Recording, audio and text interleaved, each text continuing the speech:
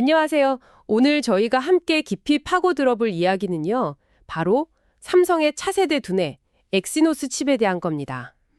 네, 반갑습니다. 그런데 이게 그냥 새로운 칩이 나옵니다 하는 그런 단순한 소식이 아니더라고요. 오랫동안 삼성의 아픈 손가락 취급을 받던 그 엑시노스가 어떻게 부활을 꿈꾸고 있는지 거의 작전 지도에 가까운 그 야심찬 계획을 들여다보는 시간입니다. 맞습니다.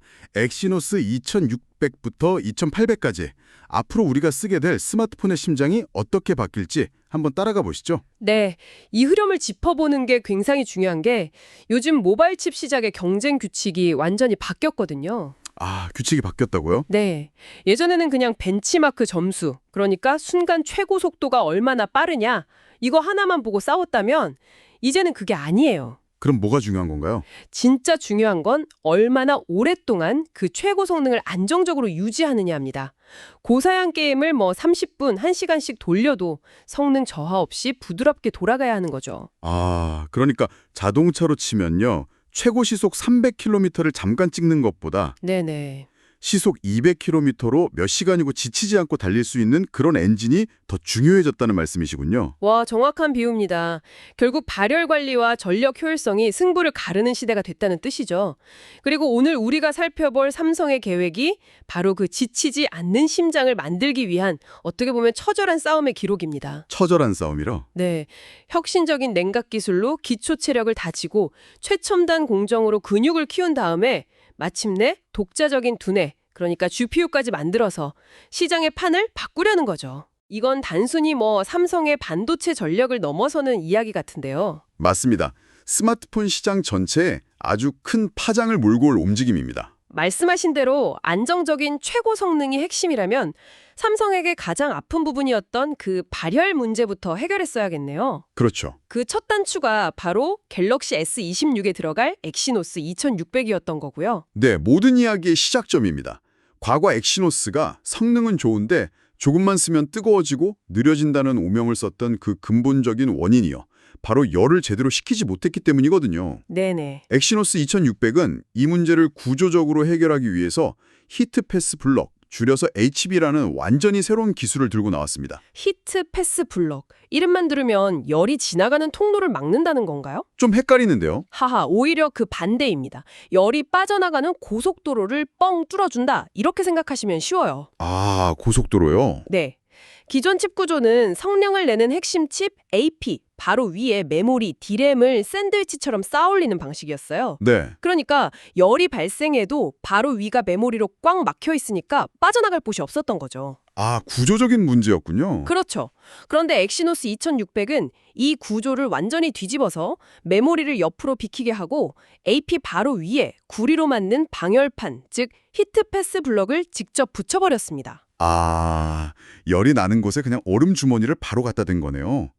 열이 발생하자마자 옆에 있는 방열판으로 바로 옮겨가서 식혀버리는 구조군요. 바로 그겁니다. 직접 접촉, 이게 핵심이죠.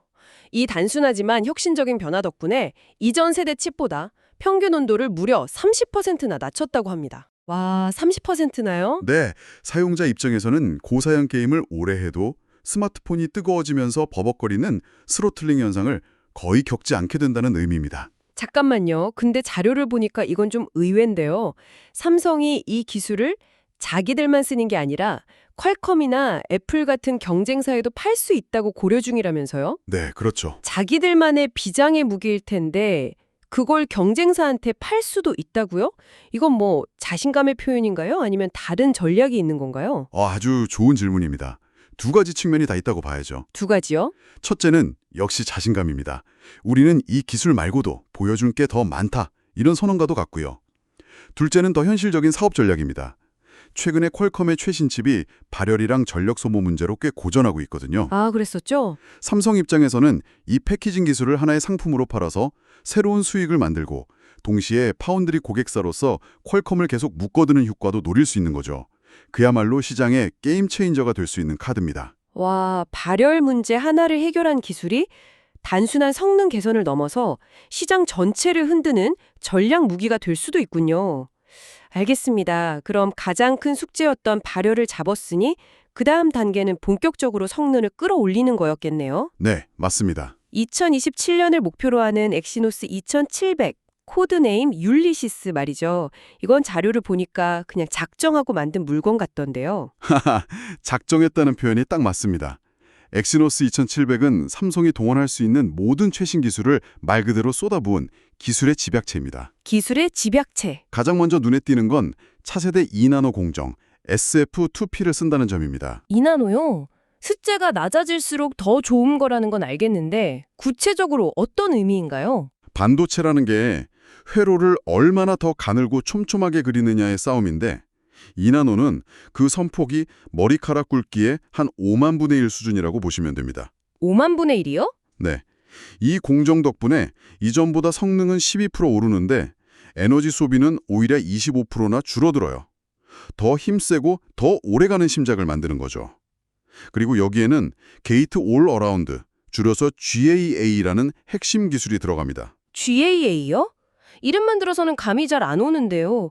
기존 기술이랑 비교해서 쉽게 설명해 주실 수 있나요? 물론이죠. 혹시 수도꼭지 생각하시면 쉬울 것 같아요. 수도꼭지요? 네, 기존 반도체 방식이 뭐랄까 손으로 고무 호스에 위, 아래, 옆 3면만 꾹 눌러서 물을 막는 거였다면요. 아, 네네. 이 GAA는 호스 전체를 주먹으로 360도 완전히 감싸쥐어서 물 한 방울 새지 않게 꽉 잠그는 방식입니다. 아, 여기서 새어나가는 물이 바로 누설 전류고 이게 전력 낭비의 주범이거든요. 네, 그렇죠. GAA는 이걸 원천적으로 차단해서 전력 효율을 극대화하는 기술입니다. 수도꼭지 비유, 와, 완벽하게 이해되네요. 누설 전류를 꽉 잠가서 효율을 높인다. 그런데 공정만 좋아진 게 아니라 CPU 자체도 완전히 다른 물건이 들어간다고요. ARM의 새로운 C2 코어 말입니다. 네, 이게 두 번째 핵심입니다. 최고 성능을 내는 프라임 코어의 동작 속도가 무려 4.20GHz까지 올라갑니다. 4.2GHz요? 네, 이 새로운 코어 덕분에 이론상 싱글 코어 성능은 40%, 멀티코어 성능은 30% 가까이 향상될 것으로 예측됩니다. 엑시노스 2600과 비교해도 엄청난 도약이죠. 잠시만요. 그럼 정리 좀 해볼게요. 공정은 더 미세해져서 전력 효율이 좋아졌고 CPU 코어는 더 강력해져서 성능이 폭발적으로 올랐어요. 네, 이러면 당연히 열이 더 많이 날 수밖에 없을 텐데 2600에서 잠았던 발열 문제가 다시 도지는 거 아닌가요? 바로 그 지점을 정확히 보셨습니다. 그걸 해결하기 위한 세 번째 기술이 들어갑니다. 아, 또 있군요. 네, 엑시노스 2600의 히트패스 블럭을 한 단계 진화시킨 통합 히트패스 블럭이라는 기술입니다. 2600에서는 방열판이 AP 칩의 일부만 덮었다면 2700에서는 훨씬 과감해져요. 어떻게 과감해지죠? AP 전체는 물론이고 그 옆에 있는 메모리, D램까지 하나의 거대한 방열판으로 그냥 통째로 덮어버립니다. 와, 그러니까 2600에서 겨우 잡은 발열 문제를 2700에서는 더 높은 성능을 내면서 동시에 칩 전체를 하나의 거대한 방열판으로 덮어서 아예 정복해버리겠다는 거군요. 그렇죠. 이건 단순히 개선이 아니라 그냥 판을 바꾼다 이런 느낌인데요. 맞습니다. 칩셋 전체의 열을 훨씬 더 빠르고 균일하게 식혀서 어떤 무거운 작업을 해도 시스템이 안정적으로 돌아가게 만들겠다는 의지죠. 여기에 마지막 네 번째 퍼즐 조각으로 데이터가 오가는 통로 자체를 넓혀버립니다. 통로까지요? 네, LPDDR6램과 UFS5용용 스토리지를 지원해서 데이터 전송 속도를 폭발적으로 높이는 거죠. 이 덕분에 그래픽 성능이 추가로 30에서 40%더 향상될 것으로 기대됩니다. 이 모든 게 합쳐진 엑시노스 2700은 퀄컴의 독주를 막고 시장의 구도를 바꿀 강력한 카드가 될 겁니다. 정말 대단하네요. 발열을 잡고 이게 2600이었고 성능을 극한까지 끌어올리고 이게 2700. 그럼 삼성의 최종 목표는 뭘까요? 단순히 세상에서 제일 빠른 칩을 만드는 게 끝은 아닐 것 같은데요. 네, 그렇죠. 엑시노스 2800 계획을 보니까 진짜 속내가 드러나는 것 같습니다. 드디어 독자 GPU를 탑재한다는 소식이요? 네, 바로 그게 삼성의 엔드게임입니다. 엔드게임. 지금까지는 그래픽을 담당하는 GPU를 AMD와 협력해서 엑스클립스라는 이름으로 만들어 왔지만 2800부터는 처음부터 끝까지 삼성이 설계하고 만든 완전한 삼성표 GPU가 들어갑니다. 이건 단순히 부품 하나를 국산화했다 이런 차원을 훨씬 뛰어넘는 삼성의 사업 전략 전체를 바꾸는 거대한 변곡점입니다. 기술 독립선언. 같은 거군요. 그런데 이게 왜 그렇게 중요한 건가요? 자체 GPU를 갖는 게 스마트폰 사용자에게 그리고 삼성에게 어떤 의미를 갖게 되는 거죠? 자체 GPU를 갖는다는 건요. 스마트폰이라는 틀을 벗어날 수 있는 열쇠를 손에 쥐는 것과 같습니다. 틀을 벗어난다. 네, GPU는 원래 게임 그래픽 처리를 위해 만들어졌지만 수많은 코어가 단순 계산을 동시에 엄청나게 빠른 속도로 처리하는 병렬 컴퓨팅 능력이 어마어마하거든요. 네. 이 능력이 바로 인공지능 AI 연산의 핵심입니다. 아, AI 시대의 가장 중요한 무기를 직접 만들겠다는 거군요. 정확합니다. 삼성은 자체 GPU의 강력한 AI 연산 능력을 발판 삼아서 스마트폰 너머를 보고 있는 겁니다. 스마트 글래스, 자율주행차, 서비스 로봇 같은 미래 산업으로 삼성의 기술 생태계를 확장하려는 큰 그림이죠. 아, 애플이 A 시리즈 칩이랑 iOS로 자신들만의 왕국을 만든 것처럼. 바로 그거죠.